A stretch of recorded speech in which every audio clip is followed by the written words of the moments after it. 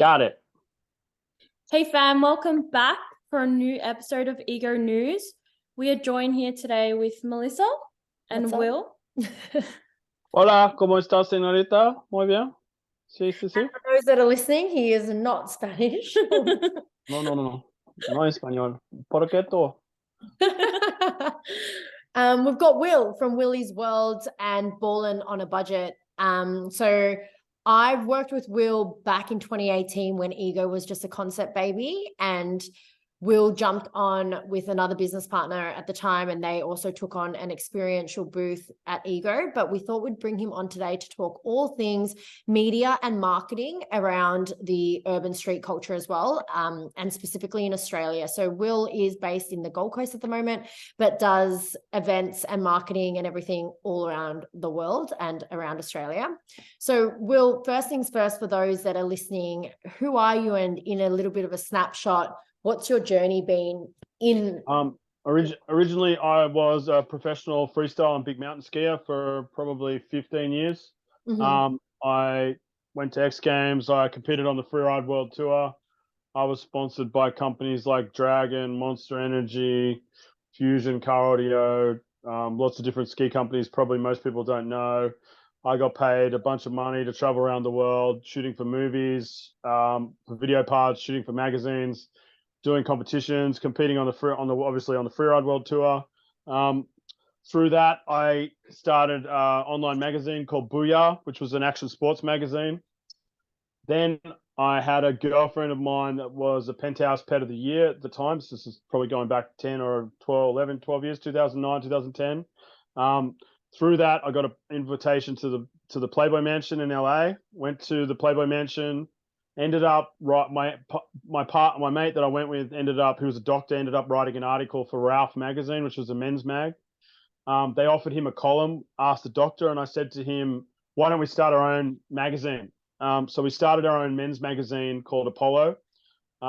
We became the biggest independent men's magazine in Australia, which was basically kind of like GQ or FHM or what Maxim Australia now. Shout out to Michael from Maxim. We ran that for 2 years. We got up to about 20,000 issues every quarter in every major news agency in Australia.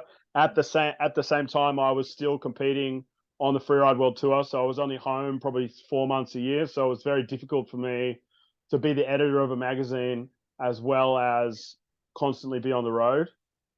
We went into that journey probably in the peak of the downfall of print media. But I like doing things a little bit against the grain. After that, I started, or in between that, I started an online magazine, kind of blog, kind of collaboration, marketing, creative agency called Ballin' on a Budget. We got up to becoming probably the most popular website in Australia, probably one in the top, definitely in our niche of action sports. It was action sports, cannabis, hot girls, and street culture, and obviously a little bit of art and stuff like that. We got up to 1 million followers. At one point we were the third most trending Facebook fan page on planet Earth for about 3 or 4 months.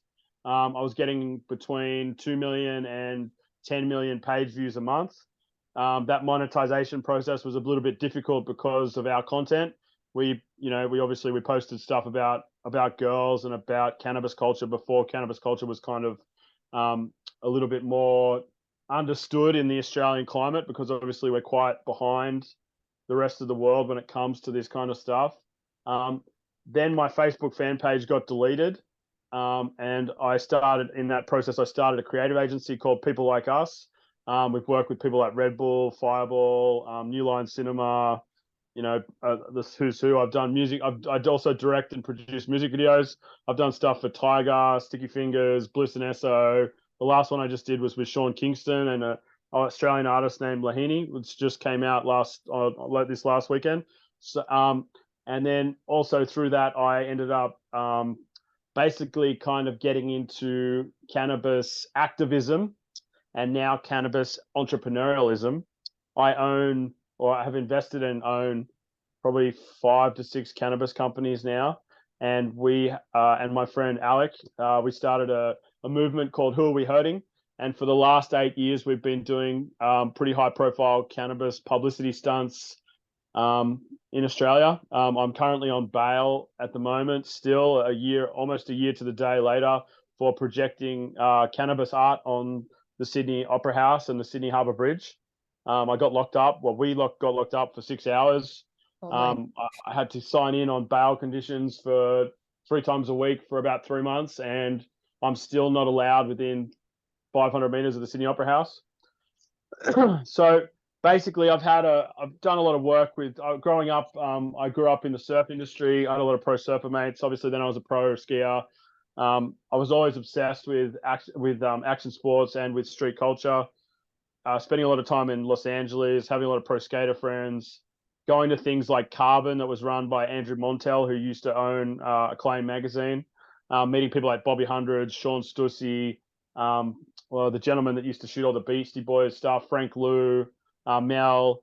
I love street culture. It's amazing. It's a really big part of my life. And I wish that I was still involved in it a lot at the moment in a bigger way. I think street culture in Australia has come a really long way in the last 5 years, especially with people like Simon, I think his name is, from Culture Kings. Simon. When I was a kid, I really couldn't buy Vans, or I couldn't buy, Nike Dunks and stuff like that. I was obviously more into surfing and skate culture, but having spent a lot of my life in California and in places like Berlin and Tokyo, visiting these places on ski trips with magazines and stuff, every time I'd go somewhere, I'd try to spend a couple of weeks on the way there, a week, and then on the way back a week, and get involved in the culture of all these places. And that's kind of where I came to now.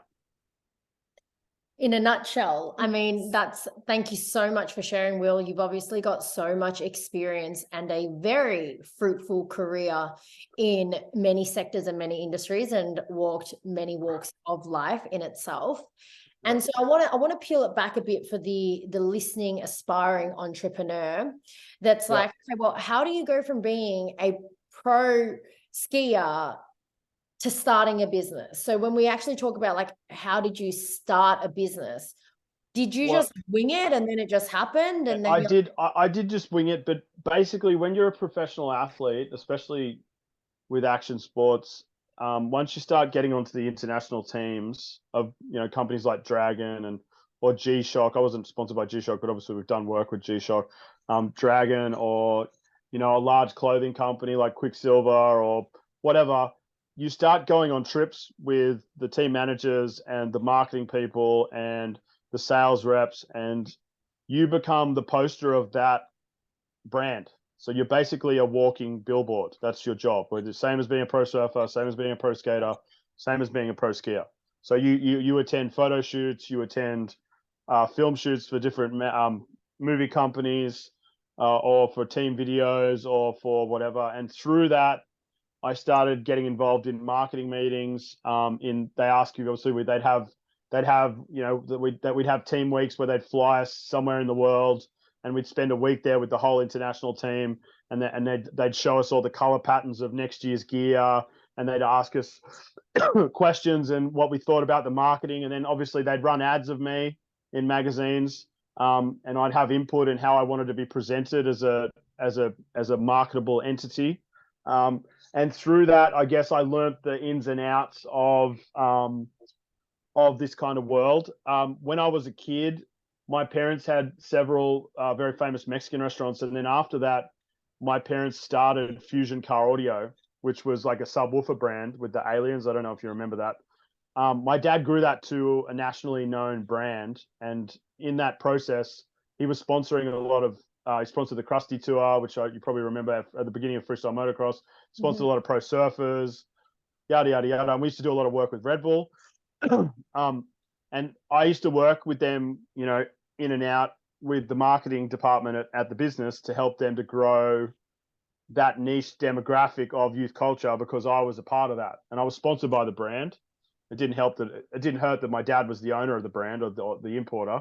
But indirectly, through working with all those brands, starting to interact with Red Bull, and just having an entrepreneurial curiosity, and also having entrepreneurial figures of great validity in my life from a young age, You know, growing up in Switzerland, you know, I've had dinner with Richard Branson a few different times. I've met a lot of interesting cats. You know, my dad's best friend used to be in all the old James Bond movies, and we'd meet people from Quicksilver and yada. Oh, bullshit. So I guess the curiosity when I was a kid kind of inspired me to kind of learn that there's no ceiling on what you will want to achieve. And being around these things definitely provided a platform for me that most people don't have. Correct. But that doesn't mean that you can't do it yourself. And also, and a lot of people will be like, oh, he did this and he did that because of that connections. Like, yeah, go fucking do it yourself. You know, like people have got no idea how much work we've put in to do what we do. And that's not to say that you shouldn't do that either. But, you know, you got to kind of just go out and make shit happen. And it is a struggle, and there is a process. And Andrew Montel actually spoke at Carbon at the second thing, and he kind of got up and he said he's like, oh, I feel a bit weird talking at my own conference, yada yada yada.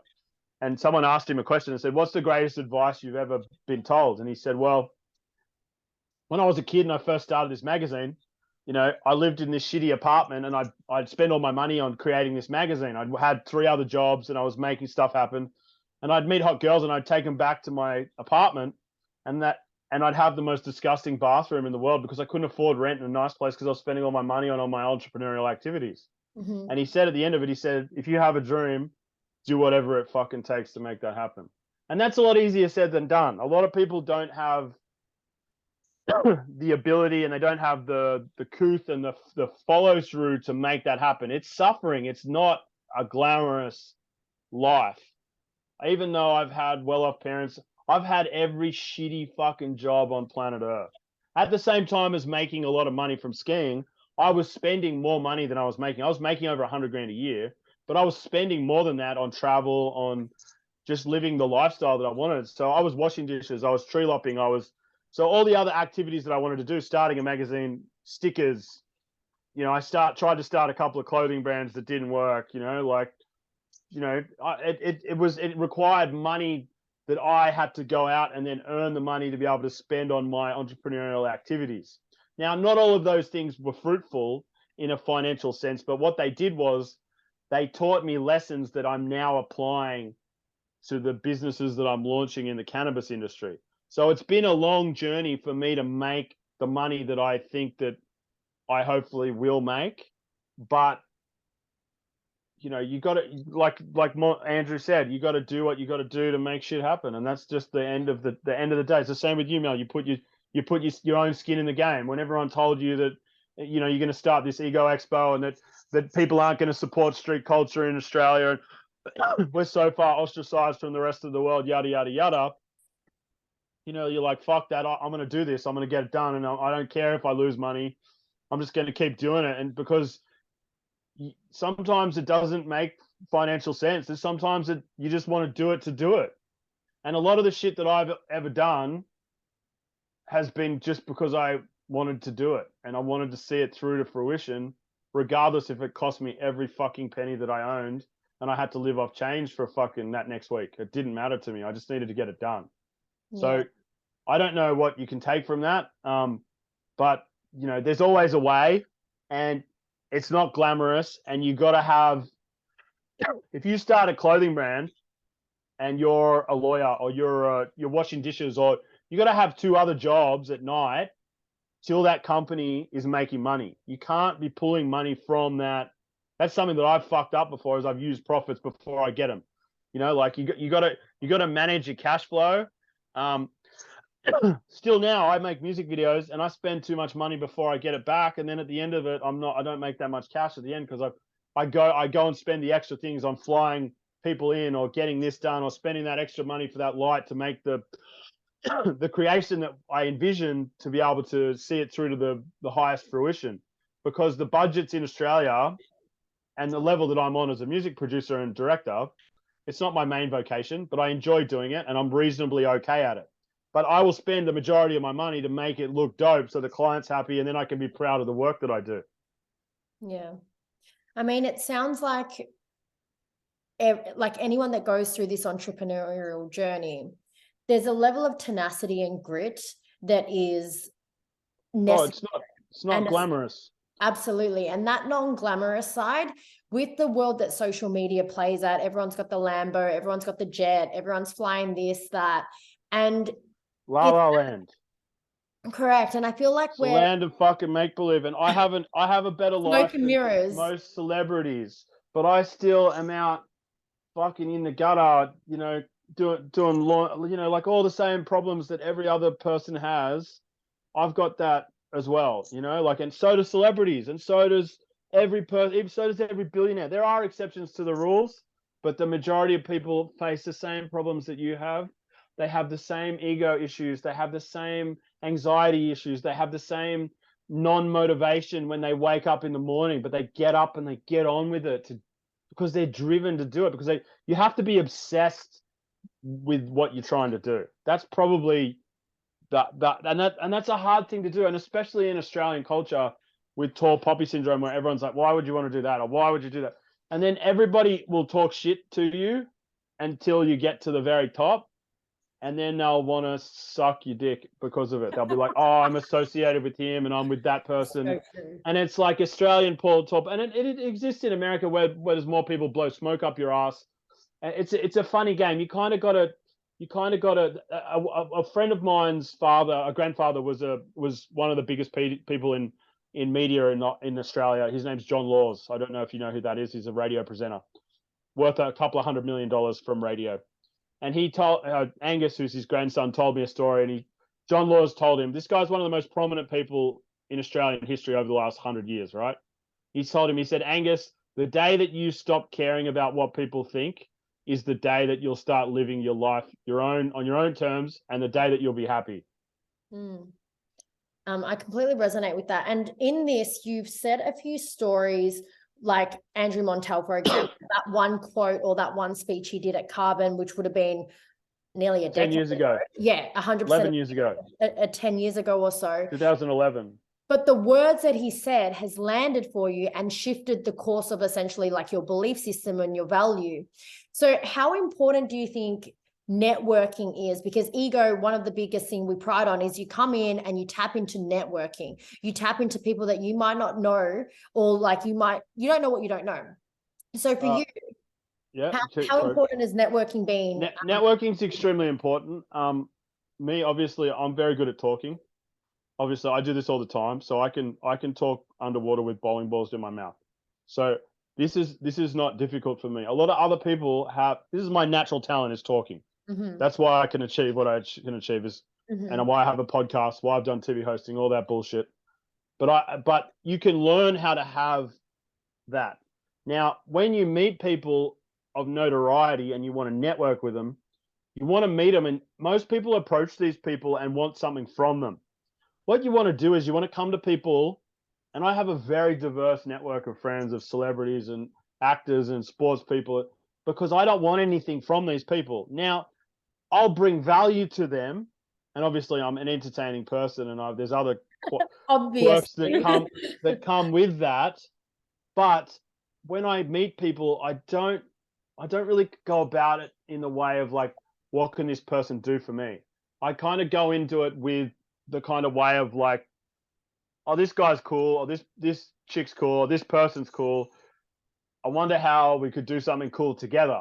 And I wonder what value I could add to their kind of hustle, and what kind of value could they add to my hustle, and how could we do something really cool collaboratively and make this an organic process. So one example from Ego Expo, Josh Kuhn, who owns Fresh Ink, who was next to us at the booth next to us.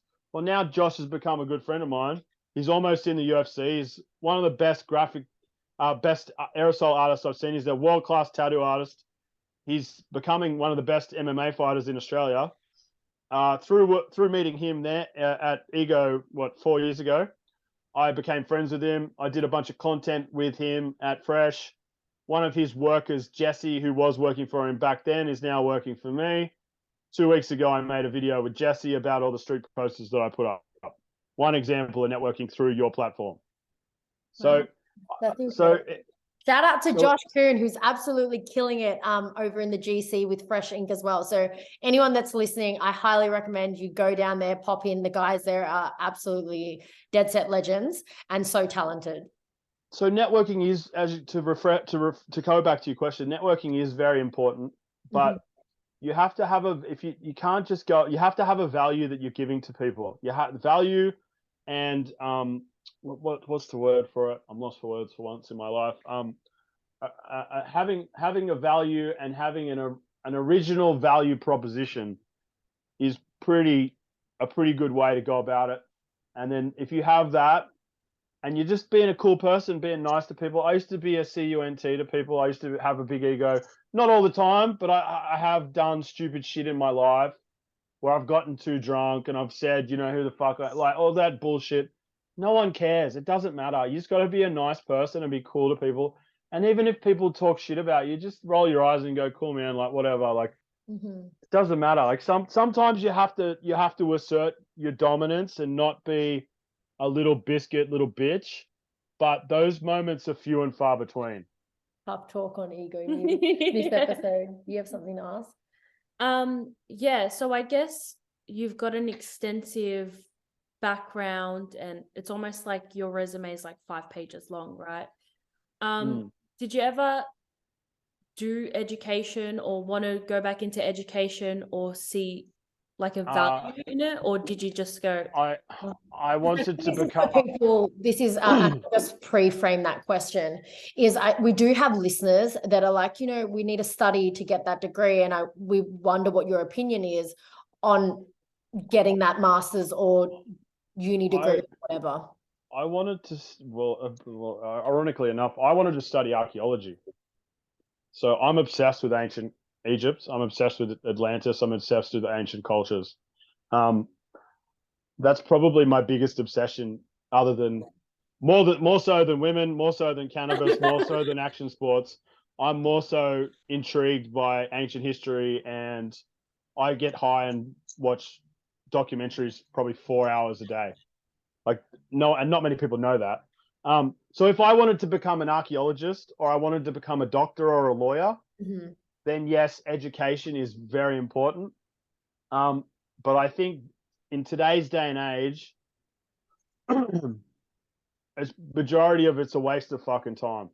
Excuse my language on this podcast. I do apologize. But to be frank with you, it depends on what you want to do. It depends on whether you want to be an academic or how you learn. Certain people learn differently. I went to 6 different high schools in 3 countries. I never got expelled from school. I was an A and B student up until about grade 8 when I started smoking pot. And then I was probably a B, C, sometimes A student.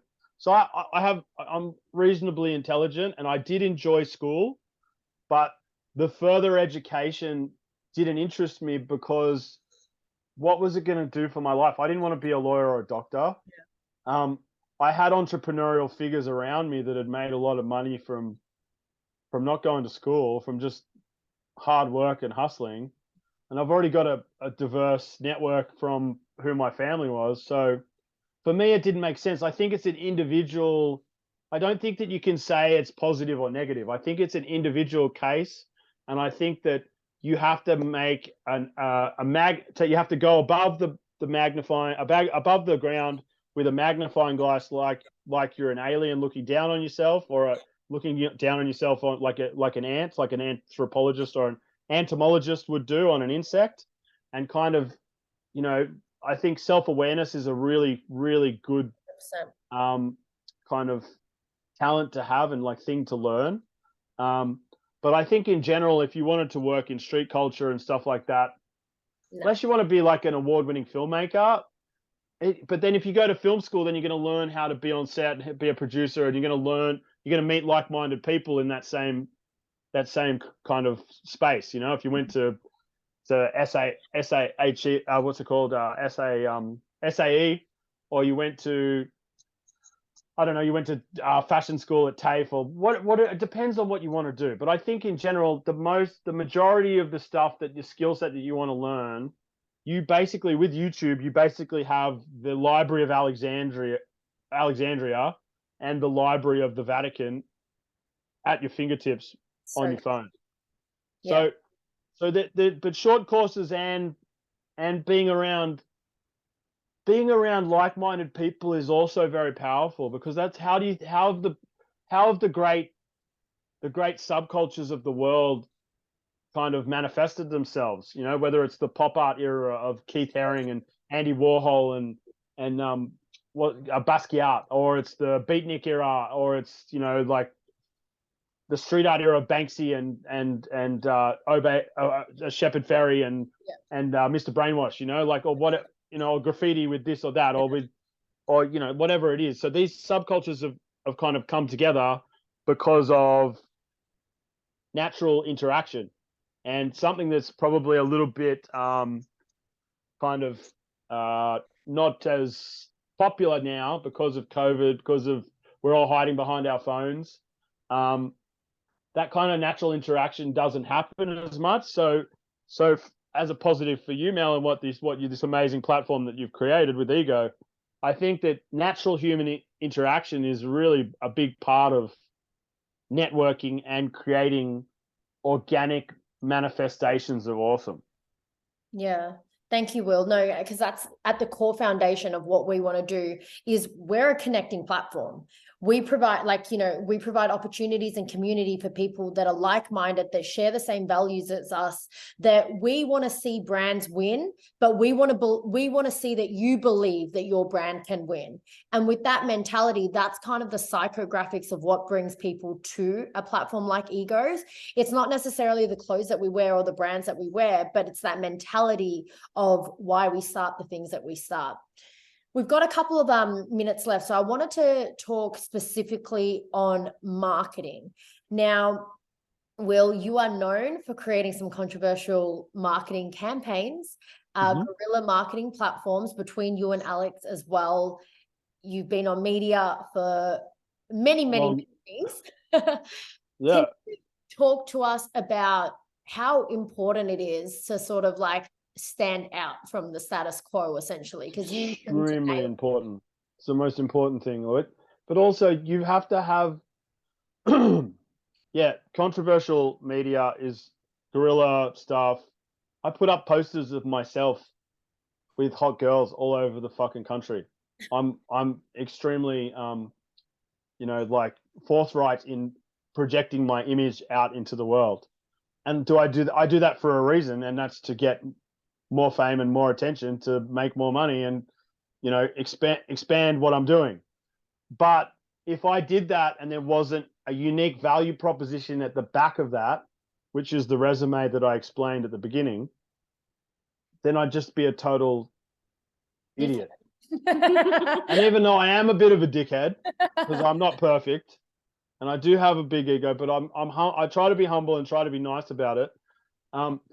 My kind of journey to doing this has been interwoven with a lot of interesting interactions with a multitude of personalities and people in marketing, from my parents running a big car audio company to working with Red Bull, working with Dragon, working with Quicksilver, working with Fireball, you know. But a lot of these brands, you know, Fireball, for example, Fireball has like a cult following in Australia. Shout out to John Peru from South Trade. Now, John has created this amazing cult-like following around this cinnamon whiskey, which in America, in the American market, is kind of looked at like just a lowbrow whiskey. But here it's got this cult-like following. They make clothing. They sponsor skateboarders. They used to sponsor me. But they've done it by having a unique value proposition at the core ideology and at the manifesto of that brand or service that they're offering. So if it's one thing that I could say, yes, it is very important to do guerrilla marketing. Yes, it is really helpful to put stickers everywhere. Yes, it is very helpful to have content consistently out in the stratosphere of magazines and TV and social media and stuff like that. That's a no-brainer. Like you'd have to be an idiot to not acknowledge that that's true. And I'm a testament to that. And there's a million other people that are much more popular than me that can could do it times 1,000 what I've done so far. I'm learning how to get bigger and better. But YouTube's one thing that I haven't cracked yet, and that's a hard one. And same with TikTok. I feel like an idiot when I post on TikTok because I'm not 16, and I see people doing dances, and I'm like, that's contributing to the downfall of Western society. But at the same time, I don't want to be that old head hip hop guy going, "Fuck, the '90s was so much better." Yada yada. Yeah. A wise man once told me, my friend Brandon Lowry, that now runs all of the Olympics for skateboarding and for surfing. He told me, "Fish where the fish are," and he told me that the market will always decide what the market wants. Yes. So, yes, propagation of who you are and what you do is really, really important, but having a unique value proposition in a world of sheep that are just copying everyone else is how you're going to stand out much more so than having it everywhere. Does that make sense? Absolutely. Will, you have dropped so many knowledge bombs for our audience and our community, especially for people starting out, recognizing that you do need to hustle, there needs to be hard work and tenacity, and you have to have a unique selling proposition, really. And go, kids out there, people, like, even if you're 65 or you're 80 or you're 15, like, my friend, obviously, Alec, he was selling graffiti videos when he was 12. He's, if you want to do something, like Andrew Montel said, do whatever it takes to make it happen, and don't worry about what people say. Just go do it, and do it. Don't do it for the applause, because when you get the applause, it is good. I'm getting the applause a lot now, and it feels good, but it's very small amounts of pat on the back, because the next day, especially in today's day and age, everything gets forgotten about like that. So you got to re-up every time. So you go do a publicity stunt and you get all over the news. Well, a week later, people don't even remember that you did that. Old news, yeah. So it's a difficult. You've got to really enjoy the process, and you've got to love what you do, and also just go get shit done. Doesn't matter, even if it's a shitty version of a t-shirt, or it's a sticker, or it's whatever it is that you want to do. Even if people say it's lame, who gives a F? It doesn't matter. Go out and do it, and then keep failing until you get good at what you want to do. The biggest hurdle that you're going to have to cross is your inability to be able to get up out of bed and go and get shit done. The age-old saying, the journey of 1,000 miles starts but with one step.